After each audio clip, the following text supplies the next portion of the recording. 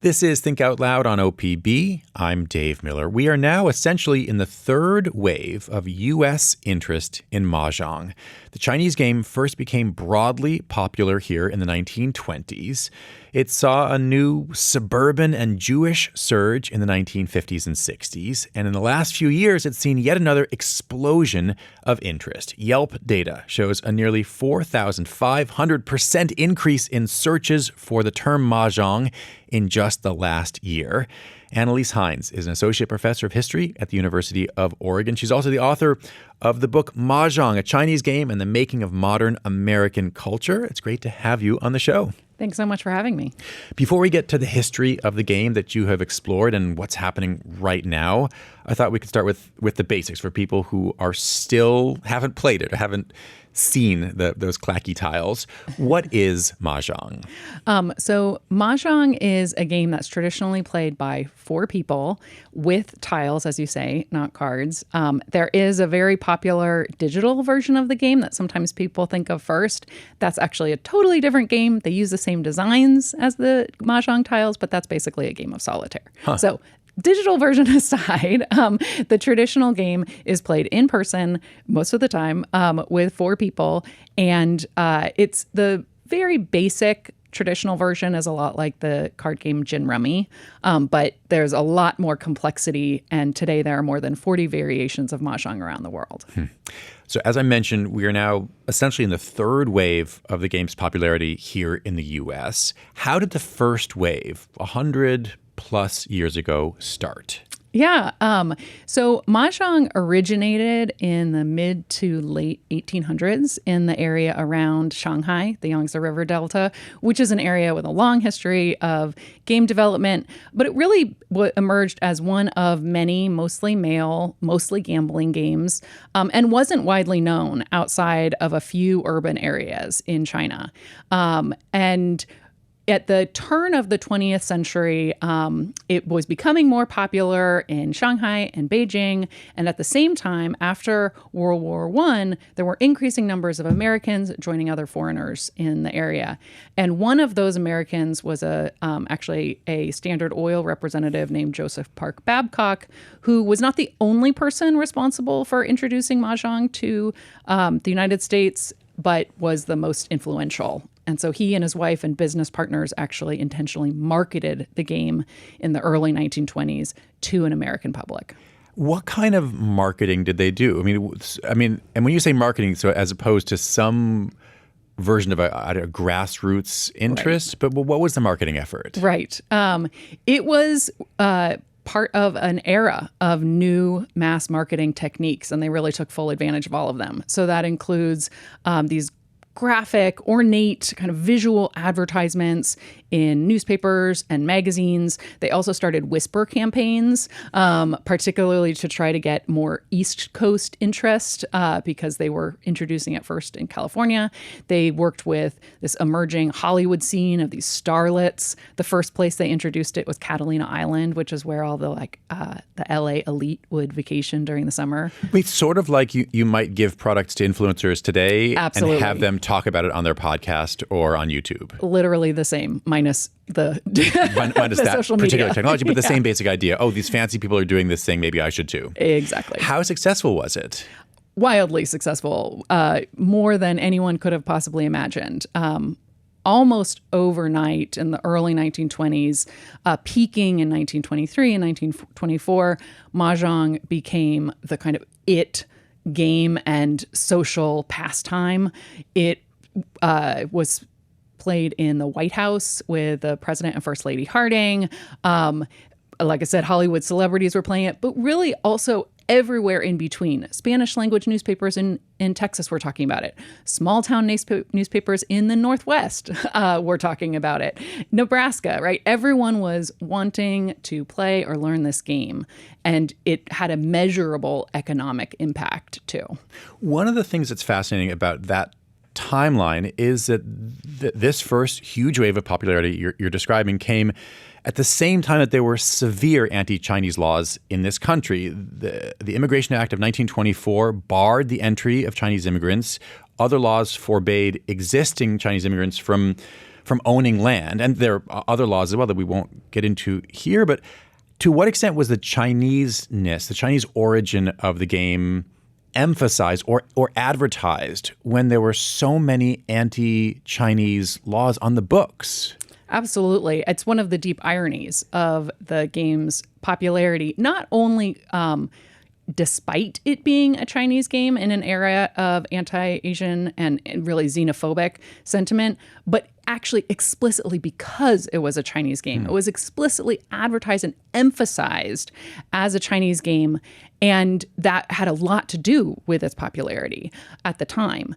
And I think that there are the answers to understanding that irony are revealing because they point to how Americans held actually contradictory, and I mean here non-Chinese Americans, held contradictory stereotypes of China. And there was, on one hand, really negative stereotypes attached to modern immigrants. But there was also stereotypes attached to this elite ancient royal Chinese court. So it's intentionally advertised by marketers at the time as an ancient and elite game that was really rhetorically cut off from contemporary Chinese and Chinese Americans, even though it was in fact a modern game. It had been invented 30 years before or something. A little more than that, but yes.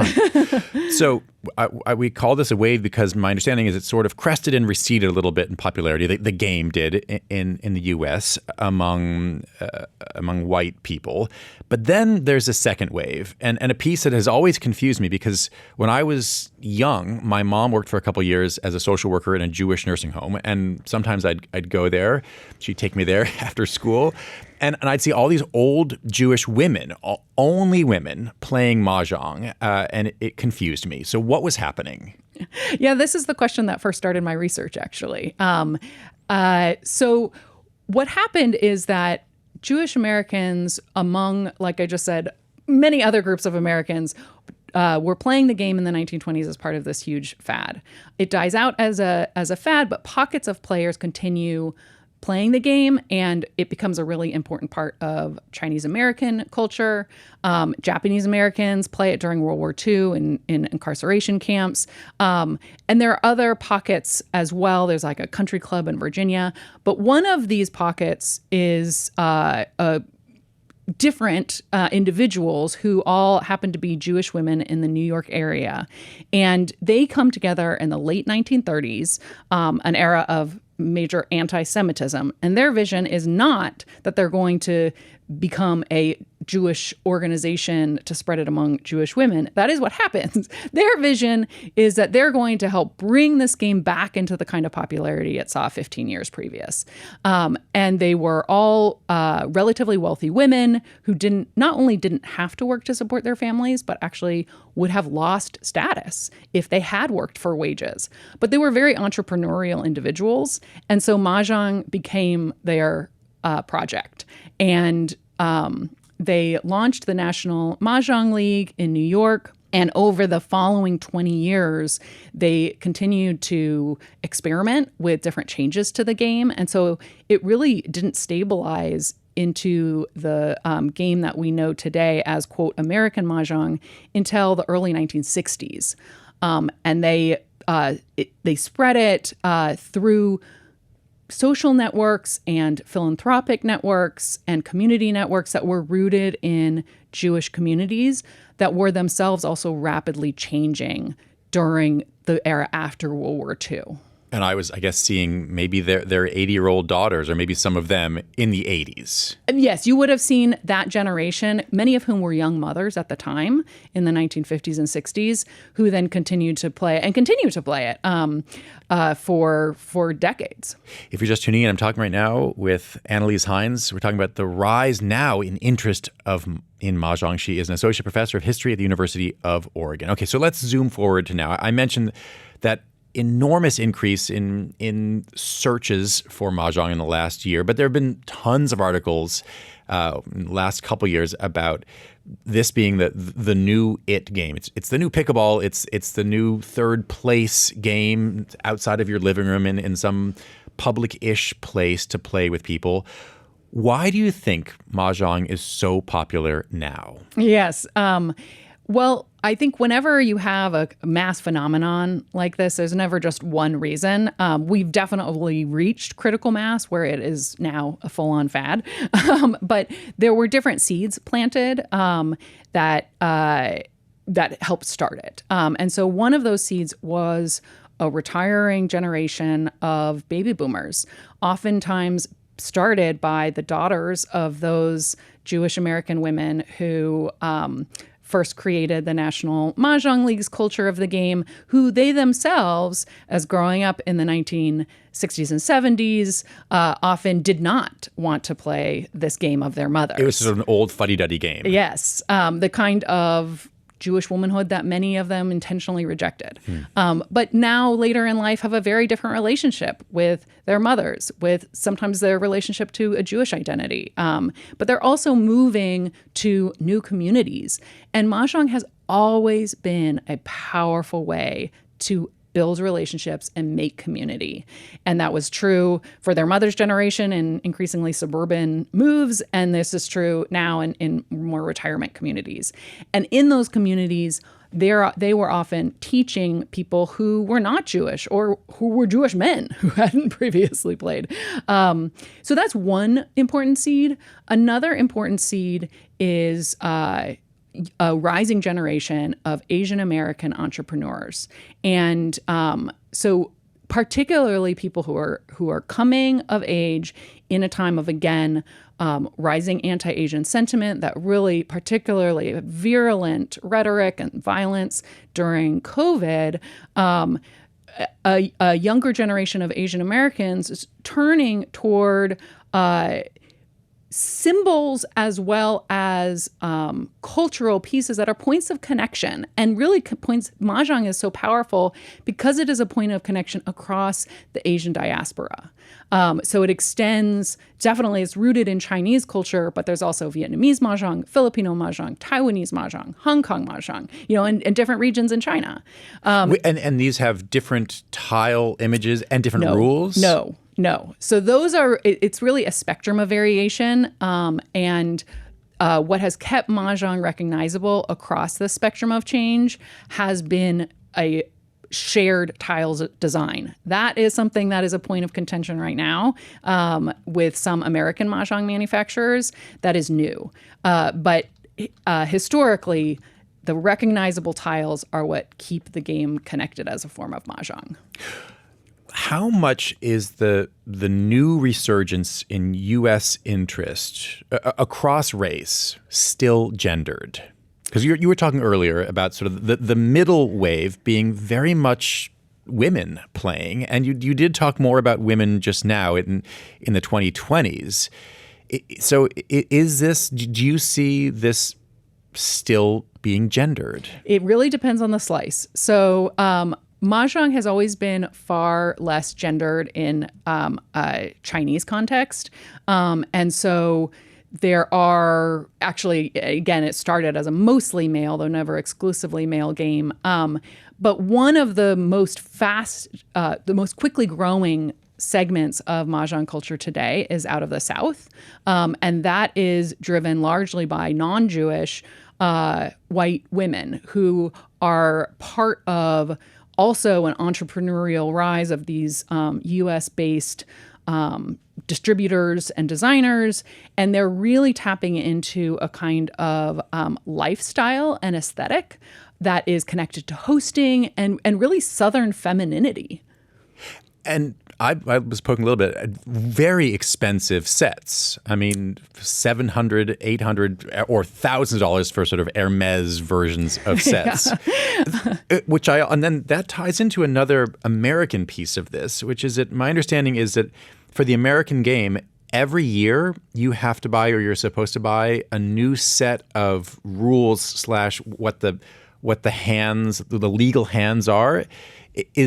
It almost seems like a kind of pay-to-play, super American version of a game. Is there any other country where you have to pay every year to to play the newest version? Well, so what you're referring to is purchasing the newest card, which is produced by the National Mahjong League, and that is connected to this very idiosyncratic, specifically National Mahjong League style of playing that's connected again to that 20 years of evolution in the mid 20th century.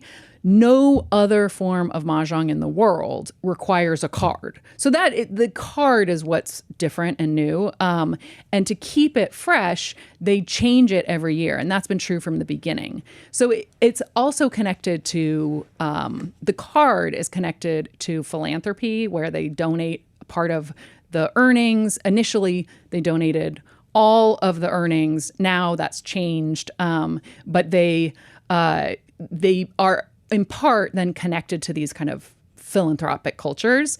But the sets themselves, there's a huge range of prices, and that's just like it was in the 1920s fad, when you could buy very, very cheap tiles that were made out of cardboard that you could cut apart.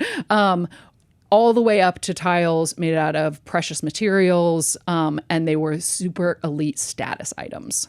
What can you learn as a historian? This is an unfair question to ask with 1 minute left. But, Okay. But what can you learn about a culture from the games that people play? Yes. Well, culture is history, and people make culture. I think one of the things that stands out with Mahjong is that what we do in our everyday lives actually shapes how we interact with the world, and it is reflective of our values, how we want to connect to each other, and the ideas that we spread. Annalise, thanks very much. Thank you. Annalise Hines is an associate professor of history at the University of Oregon and the author of Mahjong, a Chinese game and the making of modern American culture. Tomorrow on the show, volunteers are coming together in some of Oregon's coastal communities to reimagine what end-of-life care can look like for residents outside of medical settings. We'll talk with the founder of a collective that's aiming to raise awareness around death and dying in coastal communities, as well as a volunteer hospice worker in Tillamook County. Our production staff includes Idrissa Guy, Malia Fass, Rolly Hernandez, Gemma DiCarlo, senior producer Allison Frost, and managing producer Shiraz Sadiq. Nalene Silva and Layla Isbell engineer the show from the Gert Boyle studio. Our technical director is Stephen Cray, and our executive producer is Sage Van Wink. If you don't want to miss any of our shows, you can listen wherever you get your podcasts. Our nightly rebroadcast is at 8 p.m. Thanks very much for tuning in to Think Out Loud on OPB and KLCC. I'm Dave Miller. We'll be back tomorrow.